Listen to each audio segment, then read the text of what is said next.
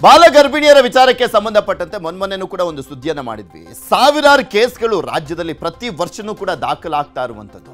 ಬಾಲಾವಸ್ಥೆಯಲ್ಲೇ ಗರ್ಭಿಣಿ ಆಗ್ತಾ ಇದ್ದಾರೆ. ಇದು ಆತಂಕದ ವಿಚಾರ. ಸರ್ಕಾರನೂ ಕೂಡ ಸಾಕಷ್ಟು ಕ್ರಮಗಳನ್ನ ಕೈಗೊಳ್ಳುವಂತ ಕೆಲಸವನ್ನ ಮಾಡ್ತಾ ಇದೆ. ಆದ್ರೂ ಕೂಡ ತಪ್ಪಲ್ಲ. ಇದೇ ಸಂದರ್ಭದಲ್ಲಿ ಯಾವ್ಯಾವ ರೀತಿಯಾಗಿ ಯಾಮಾರ್ತಾ ಇವರು ಗರ್ಭಿಣಿಯರಾಗ್ತಾ ಇದ್ದಾರೆ ಅನ್ನುವಂತ ನೋಡ್ತಾ ಹೋದಾದ್ರೆ ಇದೊಂದು ಎಕ್ಸಾಂಪಲ್. ಪೋಷಕರೇ ನಿಮ್ಮ ಹೆಣ್ಮಕ್ಕಳ ಬಗ್ಗೆ ಇರಲಿ ಎಚ್ಚರ.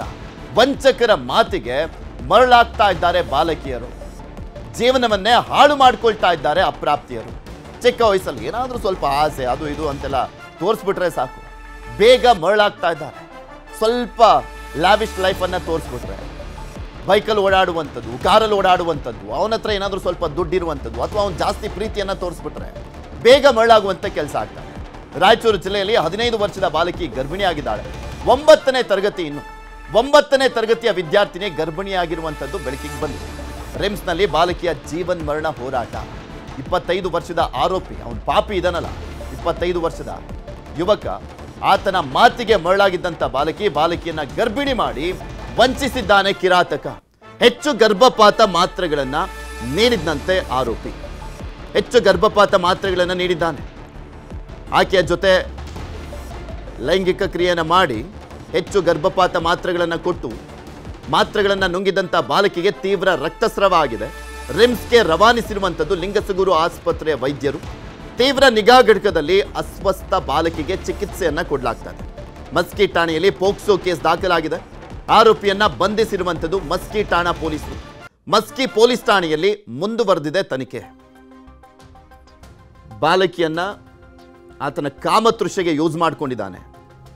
ನಂತರ ಮಾತ್ರೆಗಳನ್ನು ಕೊಟ್ಟಿರುವಂಥದ್ದು ಗರ್ಭಪಾತಕ್ಕೆ. ಹೆಚ್ಚು ಮಾತ್ರೆ ನುಂಗ್ಬಿಟ್ಟಿದ್ದಾಳೆ. ತೀವ್ರ ಅಸ್ವಸ್ಥರಾಗಿ ICUನಲ್ಲಿ ಟ್ರೀಟ್ಮೆಂಟನ್ನು ಪಡ್ಕೊಳ್ತಾ ಇದ್ದಾಳೆ. ಇದು ಜಸ್ಟ್ ಒಂದು ಎಕ್ಸಾಂಪಲ್ ಅಷ್ಟೇ.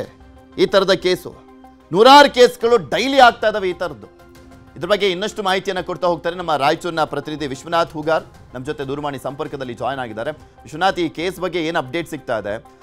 ಯಾವಾಗ ಆಗಿರುವಂಥ ಘಟನೆ? ಈ ಆರೋಪಿ ಏನು ಹೇಳ್ತಾ ಇದ್ದಾನೆ? ಆ ಬಾಲಕಿಯ ಪರಿಸ್ಥಿತಿ ಹೇಗಿದೆ ಈಗ?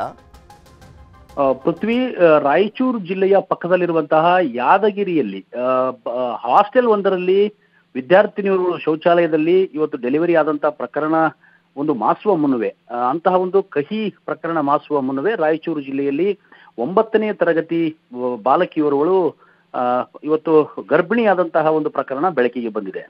ರಾಯಚೂರು ಜಿಲ್ಲೆಯ ಮಸ್ಕಿ ತಾಲೂಕಿನ ತಲೆಖಾನ್ ಗ್ರಾಮದಲ್ಲಿ ಈ ಒಂದು ಘಟನೆ ನಡೆದಿರತಕ್ಕಂಥದ್ದು. ಪೃಥ್ವಿ, ಆ ಒಂದು ತಲೆಖಾನ್ ಗ್ರಾಮದ ಪಕ್ಕದಲ್ಲಿರ್ತಕ್ಕಂತಹ ದೇಸಾಯಿ ಭೋಗಾಪುರ ಎನ್ನುವಂತಹ ಗ್ರಾಮದ ಯುವಕನೋರ್ವ, 25 ವರ್ಷದ ಯುವಕನೋರ್ವ ಶಾಲೆಗೆ ಹೋದಂತ ಸಂದರ್ಭದಲ್ಲಿ ಆಕೆಯನ್ನ ಪುಸಲಾಯಿಸಿ ಮನೆಗೆ ಕರೆದುಕೊಂಡು ಹೋಗಿ ಈ ರೀತಿಯಾದಂತಹ ಒಂದು ಅತ್ಯಾಚಾರವನ್ನ ಆಕೆಯ ಮೇಲೆ ಎಸಗಿರ್ತಕ್ಕಂಥದ್ದು. ಹಾಗಾಗಿ ಸತತವಾಗಿ ಆ ಒಂದು ಅಪ್ರಾಪ್ತಿಯನ್ನ ಈತ ತನ್ನ ಲೈಂಗಿಕ ತೃಷಿಗೆ ಬಳಸ್ಕೊಂಡಿರ್ತಕ್ಕಂತಹ ಹಿನ್ನೆಲೆಯಲ್ಲಿ ಆ ಒಂದು ಬಾಲಕಿ 3 ತಿಂಗಳ ಗರ್ಭಿಣಿಯಾಗಿದೆ.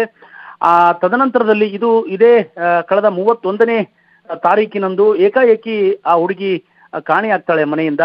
ಆ ಸಂದರ್ಭದಲ್ಲಿ ಒಂದು ಮಸ್ಕಿ ಪೊಲೀಸ್ ಠಾಣಾ ವ್ಯಾಪ್ತಿಯಲ್ಲಿ ಆ ಪೋಷಕರು ಬಂದು ಬಾಲಕಿಯ ಮಿಸ್ಸಿಂಗ್ ಆದದ ಬಗ್ಗೆ ಒಂದು ಕಂಪ್ಲೇಂಟ್ ಅನ್ನು ಕೊಡ್ತಾರೆ. ತದನಂತರದಲ್ಲಿ ಬಾಲಕಿಯನ್ನ ಸರ್ಚ್ ಮಾಡಿದಂತ ಸಂದರ್ಭದಲ್ಲಿ, ಹುಡುಕಾಟ ನಡೆಸಿದಂತ ಸಂದರ್ಭದಲ್ಲಿ ಆ ಬಾಲಕಿ ಪತ್ತೆಯಾಗ್ತಾಳೆ. ಪತ್ತೆಯಾದಂತ ಸಂದರ್ಭದಲ್ಲಿ ಸಹಜವಾಗಿ ಆಕೆಗೆ ಮೆಡಿಕಲ್ ಟೆಸ್ಟ್ ಅನ್ನು ಮಾಡಿಸ್ತಕ್ಕಂಥ ಒಂದು ಕೆಲಸಕ್ಕೆ ಪೊಲೀಸರು ಮುಂದಾಗ್ತಾರೆ. ಆ ಸಂದರ್ಭದಲ್ಲಿ ಆಕೆ 3 ತಿಂಗಳ ಗರ್ಭಿಣಿ ಎನ್ನುವಂತಹ ಒಂದು ಆಘಾತಕಾರಿ ಮಾಹಿತಿ ಬೆಳಕಿಗೆ ಬಂದಿದೆ. ಇಲ್ಲಿ ದುರಂತ ಏನಪ್ಪಾ ಅಂತ ಹೇಳಿದ್ರೆ, ಯಾವಾಗ ಈ ಅಪ್ರಾಪ್ತ ಯುವತಿ ತಾನು ಕಾಮತೃಷೆಗೆ ಬಳಸ್ಕೊಂಡಂತಹ ಈ ಒಂದು ಬಾಲಕಿ ಗರ್ಭಿಣಿಯಾಗಿದ್ದಾಳೆ ಎನ್ನುವಂತಹ ಮಾಹಿತಿ ಆ ಒಬ್ಬ ಕಿರಾತಕನಿಗೆ ತಿಳಿತದೋ ಆ ಸಂದರ್ಭದಲ್ಲಿ ಆಕೆಯ ಗರ್ಭಪಾತ ಆಗಲಿ ಅಂತ ಹೇಳ್ಬಿಟ್ಟು ಮೇಲಿಂದ ಮೇಲೆ ಮಾತ್ರೆಗಳನ್ನ ಕೊಟ್ಟಿದ್ದಾನೆ. ಆ ಮಾತ್ರೆಗಳು ಹೈಡೋಸ್ ಇರೋದ್ರಿಂದ ಇವತ್ತು ಬಾಲಕಿ ತೀವ್ರವಾಗಿ ಅಸ್ವಸ್ಥಳಾಗಿದ್ದಾಳೆ. ಹಾಗಾಗಿ ಬಾಲಕಿಯನ್ನ ಲಿಂಗಸ್ಗೂರಿನ ಸಾರ್ವಜನಿಕ ಆಸ್ಪತ್ರೆಗೆ ಕರೆದುಕೊಂಡು ಬಂದಂತ ಸಂದರ್ಭದಲ್ಲಿ ಲಿಂಗಸ್ಗೂರು ಸರ್ಕಾರಿ ಆಸ್ಪತ್ರೆಯ ವೈದ್ಯರು ಬಾಲಕಿಗೆ ಇವತ್ತು HB5 ಇದೆ, ಹಾಗಾಗಿ ಇಲ್ಲಿ ನೋಡೋದಕ್ಕಾಗೋದಿಲ್ಲ ಅಂತ ಹೇಳ್ಬಿಟ್ಟು ರಾಯಚೂರಿನ ರಿಮ್ಸ್ ಆಸ್ಪತ್ರೆಗೆ ಆ ಬಾಲಕಿಯನ್ನು ಚಿಕಿತ್ಸೆಗೆ ರವಾನೆ ಮಾಡಿದ್ದಾರೆ. ಪೃಥ್ವಿ, ಹೀಗಾಗಿ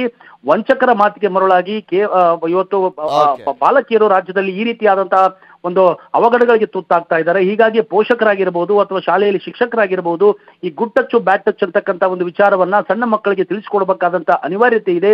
ಈ ರೀತಿಯಾದಂತ ವಂಚಕರ ಜಾಲಕ್ಕೆ ಬಲಿಯಾಗದಂತೆ ಮಕ್ಕಳನ್ನ ಕಾಪಾಡಬೇಕಾದಂತ ಅನಿವಾರ್ಯತೆ ಇವತ್ತು ಸೃಷ್ಟಿಯಾಗಿದೆ. ಪೃಥ್ವಿ, ಓಕೆ, ಧನ್ಯವಾದ ವಿಶ್ವನಾಥ್ ನಿಮ್ಮೆಲ್ಲ ಮಾಹಿತಿಗಾಗಿ.